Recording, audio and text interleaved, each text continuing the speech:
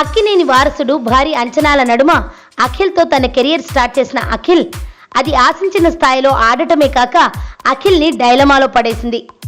Akhil release అయి దాదాపు 1 సంవత్సరం దాటేసినా తన కొత్త సినిమాపై ఓ క్లారిటీకి రాలేకపోతున్నాడు.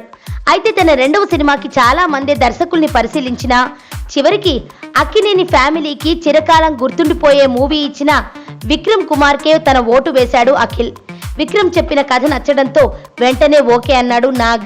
అయితే ఇప్పటికే ఈ చిత్ర రెగ్యులర్ షూటింగ్ స్టార్ట్ అయిపోవాలి. కానీ దర్శకుడు చెప్పిన స్టోరీలో సెకండ్ హాఫ్ పై నాగ్ అనుమానాలు వెలిబుచ్చాడట. దీంతో మరో కథను సిద్ధం చేసుకుని వచ్చి వినిపించాడట దర్శకుడు. కొత్త లైన్ విపరీతంగా నచ్చేయడంతో బడ్జెట్ విషయంలో ఆలోచించకుండా కంప్లీట్ స్క్రిప్ట్తో వచ్చేస్తే సినిమా చేసేద్దామని చెప్పాడట నాగ్. అంతేకాకుండా తనకు శివ ఎటువంటి విజయం ఇచ్చిందో ఈ చిత్రం అఖిల్కు కూడా ఆ రేంజ్ విజయం సాధిస్తుందని చెబుతున్నాడు నాగ్. అయితే సిసింద్రి నెక్స్ట్ మూవీ కోసం కళ్ళు కాచేలా ఎదురు చూస్తున్న అక్కినేని అభిమానులు ఈ న్యూస్ విని ఫుల్ ఖుషీలో ఉన్నారు.